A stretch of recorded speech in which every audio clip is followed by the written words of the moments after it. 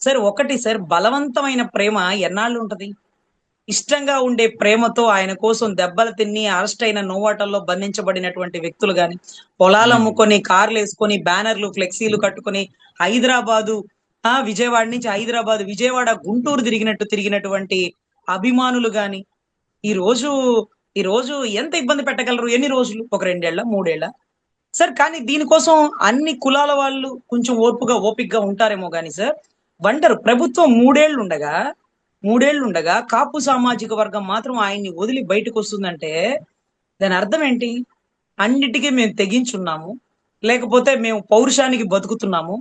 ఎవరి దయా దాక్షిణ్యాల మీద మాకు బతకాల్సిన అవసరం లేదు. ఇదంతా కూడా రంగా గారి డైలాగ్ సార్. నిజంగా ఆయన ఆఖరి స్పీచ్. ఎవరి దయా దాక్షిణ్యాల మీద బతకాల్సిన అవసరం లేదు. ఎవరి దయాదాక్షిణ్యాల మీద బతకాల్సిన అవసరం లేదు అనే పదాన్ని నేను ఎన్నో సార్లు రివైండ్ పెట్టుకొని వింటాను సార్. మేము అప్పటికి 3 ఏళ్ళు 4 ఏళ్ళు చిన్నపిల్లలం. ఆయన స్పీచ్ ఎప్పుడు వినలేదు. ఆయన మా కళ్ళతో చూసింది కూడా లేదు సార్. కానీ ఈ హ్మ్. రోజు చిన్న బిడ్డని అడిగినా సరే ఆయన చరిత్ర చెప్తారు సార్. ఇదే ప్లేస్ లో ఆయన చంపేసినారు. ఇదే విజయవాడ హ్మ్. వల్లకాడైపోయింది. ఇదే 2 తెలుగు రాష్ట్రాలు ఊపిరి పీల్చుకోలేదు అని. ఒక వ్యక్తి బ్రతుకు గొప్పగా ఉండకూడదు సార్. చావు చరిత్ర అవ్వాలి సార్. ఈ రోజు మీకు తెలుసు, ఆయన ఎవరు, మన నాదెండ్ల మనోహర్ గారి తండ్రి గారు చనిపోయినప్పుడు ఎంతమంది వచ్చినారు సార్? అంతా హ్మ్. జన సైన్యమే సార్. హైదరాబాద్ లో ఉన్నటువంటి పెద్ద పెద్ద ముఖ్యమంత్రులు, లేకపోతే ఇంకొకళ్ళు ఎవరు రాలా. పెద్దవాళ్ళు ఎవరు అవును. రాలా. కానీ ఆయన ముఖ్యమంత్రి అయ్యాడు. చాలా సార్లు ఎమ్మెల్యే అయ్యాడు. ఎందుకు రాలా? ఎందుకు రాలా? ఒక వ్యక్తి చావు ఎప్పుడు చరిత్ర అవ్వాలి సార్. సార్ ఒక్కటే చెప్తున్నాను. ఈ రోజు ఒక 65 ఏళ్ళు, 70 ఏళ్ళు పెద్దబడినటువంటి కాపుల్ని ఏం చేశారా మీరు? ఏం చేశారు అప్పుడు మీరు? అరే ఎవరిని అడుగుతున్నావు నువ్వు? ఎవరిని అడుగుతున్నారు? ఇంత తప్పు సార్. సార్ వీళ్ళు నాగబాబు గారోళ్ళు కాపు మీటింగ్‌లని కండక్ట్ చేస్తూ అన్ని జిల్లాల వారీగా కేవలం కమ్యూనిటీ మీటింగ్‌లే కండక్ట్ చేసి కుల భావన తెచ్చుకోండి. దగ్గరుండి ఆయన్ని గెలిపించండి. ఇంకోటి చాలా చెప్పినారు సార్. హ్మ్. అడుగడుగునా మాలో నరనరాల్లో నింపబడేది కుల భావన సార్. 2 చోట్ల ఓడిపోయిన వ్యక్తి కోసం గెలిచిన పార్టీని వదిలి ఎందుకొచ్చినాం సార్? మావోడు అవును. కష్టాల్లో ఉన్నాడు. మావోడు కష్టాల్లో ఉన్నాడు అని మా ఊరు, మా జనం అందరూ మనోడి దగ్గర మనం పోకపోతే ఎట్టా? ఇది కాదన్నా, మనం ఇక్కడ వైసీపీలో ఎంపీటీసీ పోనీలేమ్మా, ఏమవుతది? ఏమవుతది? ఏమవుతది? మనోడు ఒక పక్కన కష్టపడుతుంటే, ఆ మనవాడు అనే మాట ఇక పైన రాకూడదు. అందరి వాడు. అంతే. పవన్ కళ్యాణ్ అంటే పవన్ కళ్యాణ్ గారే. అన్న గాని, మనవాడు అనే భావన గాని తగ్గించుకోవాలి. ఇప్పుడే కదా చెప్పారు.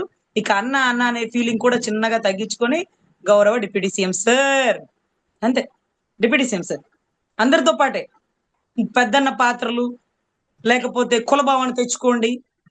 ఏమయ్యా, ఆంధ్రాలో కుల భావన అన్న ఉండదా అని ఆయనే అన్నారు. ఆంధ్రాలో కుల భావన ఎక్కువని ఆయనే అన్నారు.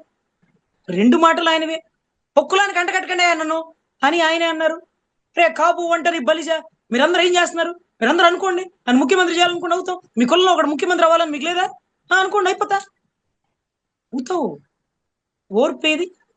ఓర్పేది? ఎక్కగానే జగన్ గారు వైసీపీ పార్టీ పెట్టగానే సీఎం అయ్యారా? లేదే. హ్మ్. కొన్ని ఓట్లు అంటే వాళ్ళు గెలిచినారు గదా! మీరు ఓడినారు గదా! నన్ను ఓడించినారు గదా! అరెరెరెరే! ఈ రోజు 3 సార్లు ప్రధానమంత్రిగా ఉన్నటువంటి ఏదైతే బీజేపీ పార్టీ గతంలో ఎన్ని సీట్లతో కూర్చుంది సార్ పార్లమెంట్‌లో మీరు చెప్పండి? 2 సీట్లతో కూర్చున్న రోజులున్నాయి. 2 సీట్లతో. మనం ఒక్క సీటు. పవన్ అంటే 1 కదా! అవును. 1 సింగిల్ సీట్‌తో నువ్వు అసెంబ్లీలో అడుగుపెట్టి నీ ప్రావీణ్యత చూపించుండాల్సింది. అర్రే! నీ అభ్యర్థి కూర్చున్నా నువ్వు కూర్చున్నట్టే. అభ్యర్థిని పక్కన పెట్టి, ఆ అభ్యర్థికి కుర్చీ వేయకుండా, ఆ అభ్యర్థి కూడా పక్క పార్టీలోకి వెళ్ళిపోయే పరిస్థితి తెచ్చి, మీరందరూ హ్మ్. నన్ను వదిలేసి వెళ్ళిపోయారా? ఎవ్వరు వెళ్ళలేదు సార్. ఎవ్వరు వెళ్ళల. ఆయన అపాయింట్‌మెంట్ ఇవ్వక, ఆయన గేట్లు తెరవక, ఆయన పలకరించక, ఆయన పక్కన పెడితే, ఆ బాధని ఓర్చుకోలేక జేడీ లక్ష్మీనారాయణ గారు లాంటి వారో, తోటా చంద్రశేఖర్ లాంటి గారో, నరేంద్ర మోడీ గారితో ఉత్తమ వ్యవసాయదారుడు అవార్డు తీసుకున్న ఇక్కుర్తి లక్ష్మీనరసింహ లాంటి వారో, రావెల కిషోర్ గారు, పెద్ద విద్యావంతులైనటువంటి రావెల కిషోర్ గారో, పార్టీలో పెద్ద పెద్ద నాయకులు, వాళ్ళందరి పేర్లు నాకు తెలీదు కానీ, అప్పుడు 2019లో హ్మ్. పోటీ చేసిన ప్రతి ఒక్కరు ఎందుకు పక్కకెళ్ళిపోయారంటే, కేవలం ఆయన పలకరింపు నోచుకోక. రైట్. పలకరించడు, మాట్లాడడు, కూర్చోబెట్టడు. అరే ఓడిపోతే ఏమైంది? నీకోసం నిలబడినోళ్ళు, నీకోసం కొన్ని లక్షలు, కోట్లు ఖర్చు పెట్టుకొని పోటీ చేసిన వాళ్ళు నిన్ను దాటి ఎందుకు పోతారు? హ్మ్. హ్మ్. ఎందుకు పోతారు? అప్పుడు అవసరానికి ఎలక్షన్‌కి హ్మ్. తీసుకొచ్చినారు. తర్వాత వాళ్ళని పట్టించుకోలేదు. మళ్ళీ తర్వాత 24కి ఇంకొక హ్మ్. టీము. 2019కి ఇంకొక హ్మ్. టీము. అరె మొదటిలో ఉన్న వ్యక్తులు ఇప్పుడు ఏరి? ఆ పార్టీ ఆఫీసు కొనడానికి కారణమైన వ్యక్తి ఎవరు అంజీ అని అప్పట్లో చెప్పేవాళ్ళని, ఆయనతో పాటు చాలా సంవత్సరాలు ట్రావెల్ చేసేవాళ్ళని. అతనేడి అతనేడి ఎందుకు వెళ్ళిపోయాడు ఏమో మరి. ఆ స్థలం ఎవరు అమ్మినారు? ఆ స్థలం తిరుమల శెట్టి అని ఒక వ్యక్తి అమ్మినారు సార్. ఆయన మంగళగిరి ఆయనేడి వీళ్ళందరూ ఎక్కడ కనపడుతున్నారు? కనపడట్లా. అదే మాదిరిగా ఇప్పటి నారాయణ స్వామి గారు, ఆయన ఇప్పటిలో భూములు ఇచ్చి, వీళ్ళందరూ కమ్యూనిటీ సార్, వీళ్ళందరూ కాపులు. మనోడికి ఆఫీస్ ఉండాలి అని, ఎక్కడో ఆఫీస్ ఉంటే కాదని చెప్పి స్థలం ఆయనకి అమ్మి ఈ రోజు ఆఫీస్ పెట్టుకునే అవకాశాన్ని కల్పించినారు. అప్పుడు అమ్మకుండా ఉంటే ఇప్పుడు కోట్లు వచ్చి ఉండేదేమో. మనోడికేగా, మనోడికి మనం అమ్మకపోతే మనోడు అద్దె ఆఫీస్ లో ఉండడం ఏంటి, మనోడు సొంత ఆఫీస్ కట్టుకోవాలి అని మన అనే ఫీలింగ్ తో చొక్కాలు చించుకొని ఆస్తులు అమ్ముకొని రోడ్ల మీదకి వచ్చిన వాళ్ళకి ఎవరనుకోమన్నారా మన అని ఫీలింగ్.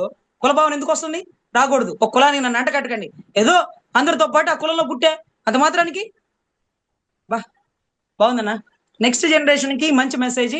అందరూ అయితే కూడా అందరి వాడిగా పవన్ కళ్యాణ్ గారిని భావించాలి. రైట్. అయితే ఇక ఇప్పుడు పవన్ కళ్యాణ్ క్లియర్ గా చేసినటువంటి వ్యాఖ్యలు, ముఖ్యంగా కాపు సామాజిక వర్గంలో ఆగ్రహానికి కారణమవుతున్నటువంటి ఈ వ్యాఖ్యలు వచ్చే ఎలక్షన్స్ లో, అది 2029 అసెంబ్లీ ఎలక్షన్స్ కావచ్చు, లేదా అంతకంటే ముందు ఈ ఏడాదిలో రానున్నటువంటి స్థానిక సంస్థల ఎన్నికల్లో కావచ్చు, అదైనా రిఫ్లెక్ట్ అవుతుందంటారా?